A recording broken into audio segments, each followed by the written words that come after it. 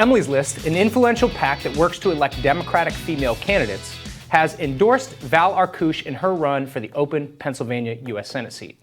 The group endorsed Katie McGinty in 2016, who then underperformed Hillary Clinton in the state.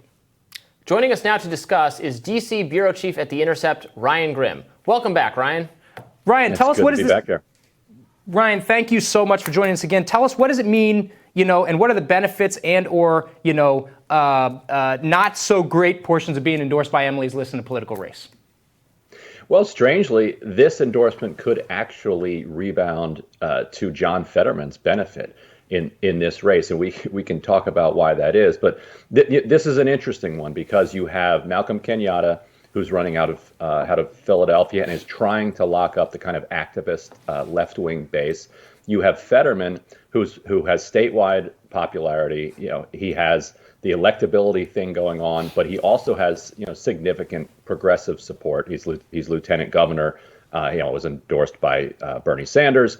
Then you have Val Arkush, who is this kind of prototypical resistance candidate. She's a Montgomery County politician. She's a physician. Believe the science. She's running with the energy of the new kind of Democratic suburban wave behind her. But then lurking behind all of that, you have Connor Lamb, who's this very old school blue doggish Western Pennsylvania Democrat who everybody assumes is going to get into the race, but right now it's Fetterman's to lose. And for Connor Lamb to make a real run at Fetterman, he would have to pick up basically all of the support that Arkush is getting now. So if Emily's List only endorses Arkush and that's the end of it, then Connor Lamb still has a pretty solid path. But if they end up spending a couple $1 million like they did in 2016 to elect Katie McGinty, a lot of that is going to come out of Connor Lamb's hide and make it much more difficult for him. Because the most recent polling that Fetterman's campaign put out had Fetterman in the 40s and Lamb down in the 20s. So it's not like Lamb is walking into this like Joe Biden, not having to do anything but just waltz to the nomination. Yeah, I think that's fair. And, Fetterman has also had the benefit of having sparred with Donald Trump and a lot of the Republicans over, some of the recount and or, myths about there being election tampering. I think you bring up an important point. I think there's basically zero chance that Emily's List is going to endorse in a statewide race where Val is the only woman in the race and then not actually throw down for her, right? Like, this is what Emily's List does. They come in and they help you raise the money and then they put their own resources in the forms of IEs behind you. I think, Connor Lamb is looking at some trouble, considering that he hasn't had the same kind of name ID or recognition that Fetterman has, and now Emily's List is about to throw down heavy for Val Arkush. Right, and Connor Lamb, his entire argument really is electability, because his voting record and his basic stances are not in step with kind of the mainstream of where the Democratic Party is now. But the Democratic Party primary electorate has historically been willing to put their own interests aside to go ahead and nominate somebody that they believe is going to be more acceptable to all these weird people that they don't understand in the middle of Pennsylvania. And so that's kind of Connor Lamb's shtick. Like, he can say, look, I'm the one that can appeal to all of these people. But Lamb has a huge problem in this race. And by huge, I mean about 6'10". And it's this John Fetterman, who has this biker mystique, who just screams to these Democratic primary voters, I'm the guy who can win all of these people that look like me in central Pennsylvania. And, even though I align with your politics and not theirs, because he's plain spoken, and he has shown in his statewide races that he can actually deliver. A lot of the times when these centrist or conservative politicians say that they're electable because they're going to be able to win these voters in the center and on the center right, they don't actually win them because they don't.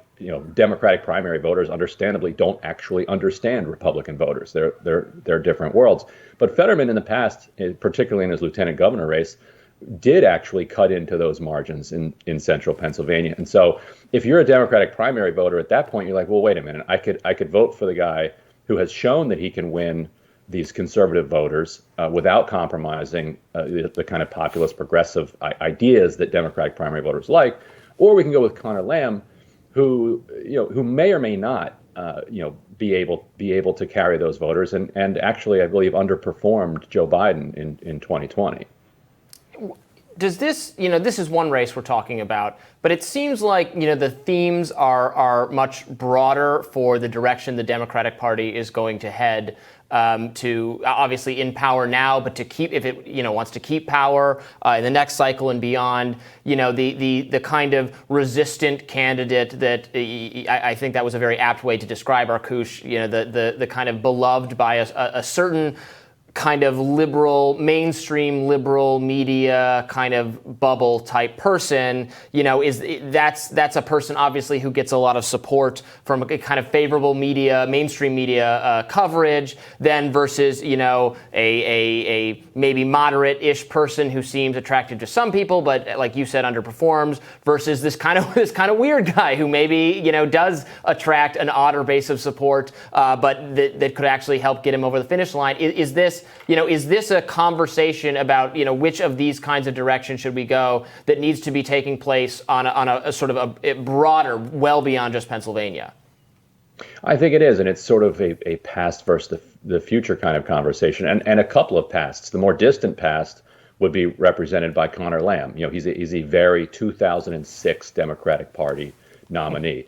Then Arkush is very much a 2018 or 2016 Democratic nominee, and they very much tried this in 2016. Like I said, Emily's List spent I think $6 million on the race, but $2 million in the Democratic primary to make sure that Katie McGinty became the statewide nominee. And like I said, she then went on and underperformed Hillary Clinton across Pennsylvania and lost to Pat Toomey, which was an extraordinarily winnable race. And it's one that haunts Democrats still. It's why we have to hear so much about Joe Manchin or Kyrsten Sinema. If she had won that race, Democrats would have that cushion and wouldn't be looking back. That'd be probably a pretty comfortable reelection at this point.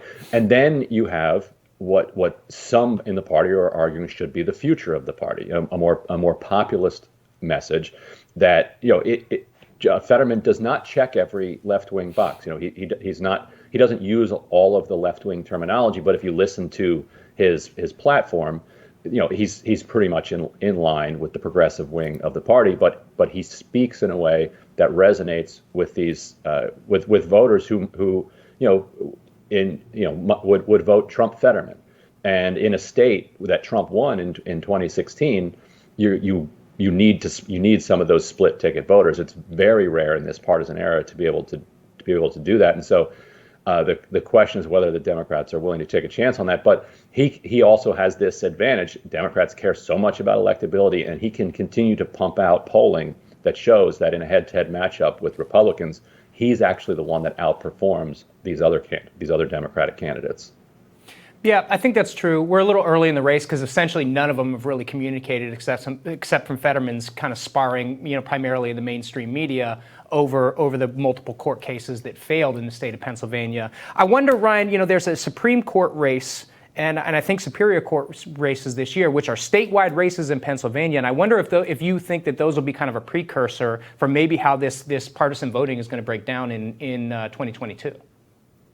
Yes and no. And what people need to understand is 2017, probably, you could argue the reason that Joe Biden is president is because in 2017, Democrats took over the courts in Pennsylvania with these statewide elections.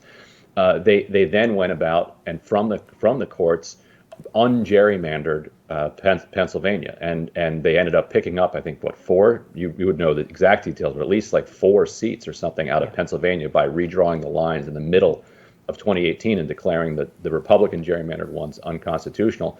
And then because they had control of the court, this was one place. And in Wisconsin, too, the Democrats won a Supreme Court race and held on to the Wisconsin Supreme Court by just 1 seat. And in both of those states, you had Trump attorneys arguing that there was all of this fraud. And so they ran up against the wall of these Democratic votes. And so now the question is going to be, were Democrats only coming out to vote in 2017 because of their historic rage against Donald Trump, that was epitomized by the Women's March and then powered itself into the 2018 midterms? Or does this represent kind of a new era of hyper-engaged partisan politics? And we're going to find out, depending on how many Democrats turn out for these Pennsylvania Supreme Court races, or are they comfortable? Biden's president. We can all go back to brunch and we can relax now. And if that happens, that's real trouble for the party nationally. Yeah, I think that's an important point. Are Democrats going to come out or not? Are they at brunch, relax because Biden is president? But you know who is not taking it lightly is Republicans. Right now, today, in those statewide races, they've already placed and reserved over $1 million in television time for the November election. They've already done this right now in the middle of the summer. So it's going to be interesting to see how this plays out. Yeah. Thanks so much for being with us, Ryan. We really appreciate it. See you guys. Next on Rising, Washington editor at Spectator USA, Amber Athey, is here. Stick with us.